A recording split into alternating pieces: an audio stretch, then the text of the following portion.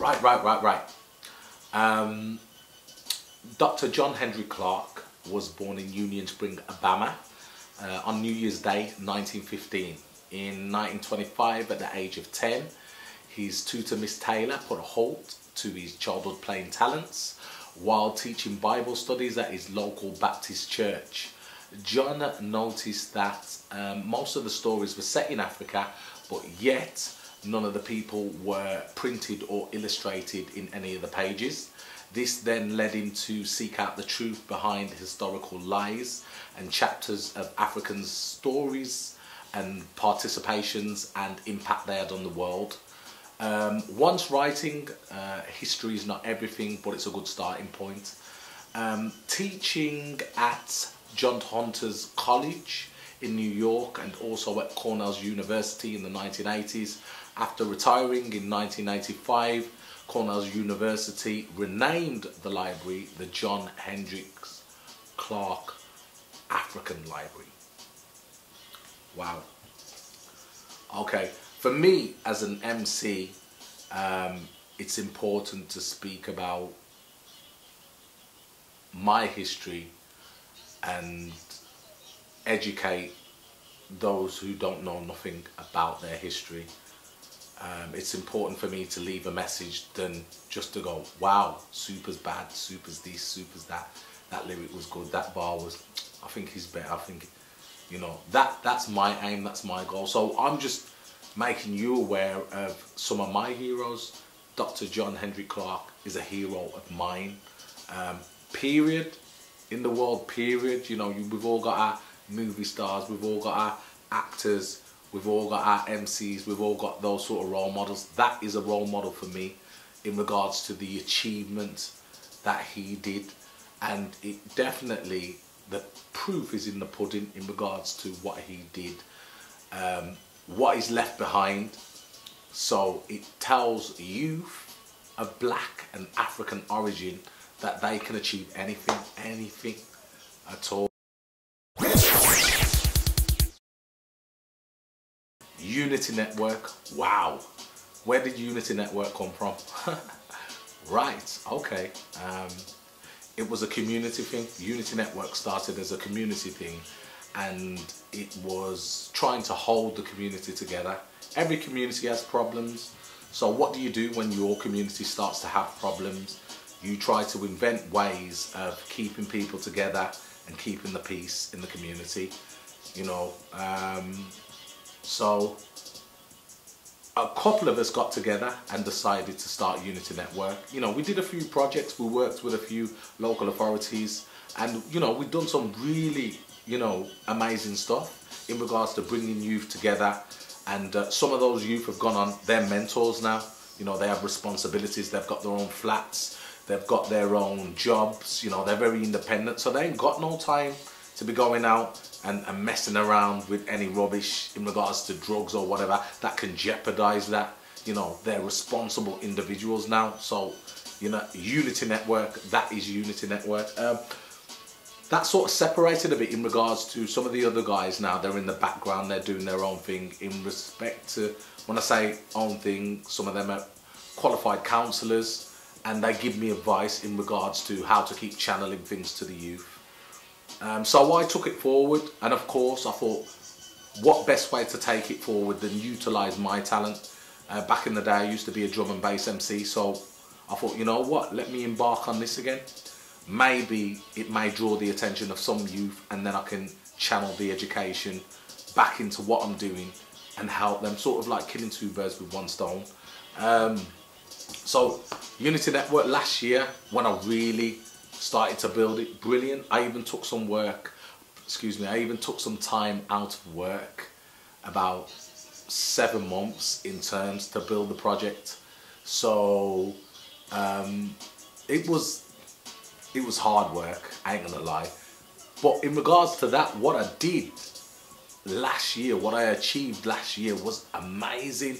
The videos I achieved, the work that I've done. I mean, you can look at YouTube, you can look at some of the drum and bass events I went to. Some of them I couldn't film myself, some of them I couldn't even bring the camera to, but I did a lot of work. People in the community who I worked with, I did that thing with Fonz. You know him as probably Corey. We did Upsa-Daisy. No, not Chipmunk's team. This was a different team. But it got some of the youth them together as well. Again, you can look at that video on YouTube. It's called Upsa-Daisy. Type in Super MC, Upsa-Daisy, WS1. You can check that out. That brought two individuals together who were beefing for a while. That's resolved. You know, so this is what Younitynetwork is about. Don't get it twisted. You know, that is my focus. Dicey's always been someone in the community who's very musical, very talented. We did a thing with him. That's what it is. He's done his thing, man, and that's good. I've worked with a few churches where I've done jingles, adverts for them. I'm working with a pastor at the moment in terms of him doing his music video. Great, Supa. Works with an artist from Birmingham, KPT. He's doing what he's doing, that's great. This is all from an individual who's had no experience in facilities in the visual and media sector. I've just picked up, bought a camera and thought, yo, let me just go at this, I want to do this. And I could utilize professional help, professionals in the visuals, videos, music video sector, and I've chosen not to. I want to be very hands-on myself so I can learn to do it all myself. But I've got to give thanks for everything I've achieved last year in regards to Younitynetwork. It has been an amazing year. Wow, brilliant. There was a time where most of the youth in my community come to the studio for free. They could use anything they wanted for free. We did a lot of projects, we did a lot of things. That did come to a halt, and it has come to a halt only because work got busy for me and I had to focus on what I'm doing. I want that to start again. I don't know how long that can continue for, but I do want that to start again. So there's people out there like Critsberry, you know, there's other individuals out there as well who I want to get them back in the studio, and I want to do some things with them, not only on audio but visual stuff as well. You know, there's a lot of individuals in my community who are very talented and I want to do some work with. So that's, holler at me. Go on the website www.younitynetwork.com. Email me, leave a message, email me your project, what you want to do, right? And we'll make some time and we'll do this. Most of the times people get me twisted. They think, you know, that I'm always striving to work with the biggest artist and whatever, and I'm not. Don't get me wrong, I do enjoy working with big artists out there. That's brilliant, you know what I mean? I enjoy it, and you know what I mean, I've got nothing but love for the people that have opened their arms for me this year and last year as I've entered back into the scene, drum and bass crew. But most of the time I'm on Facebook or I'm tweeting, I'm talking to the little dude.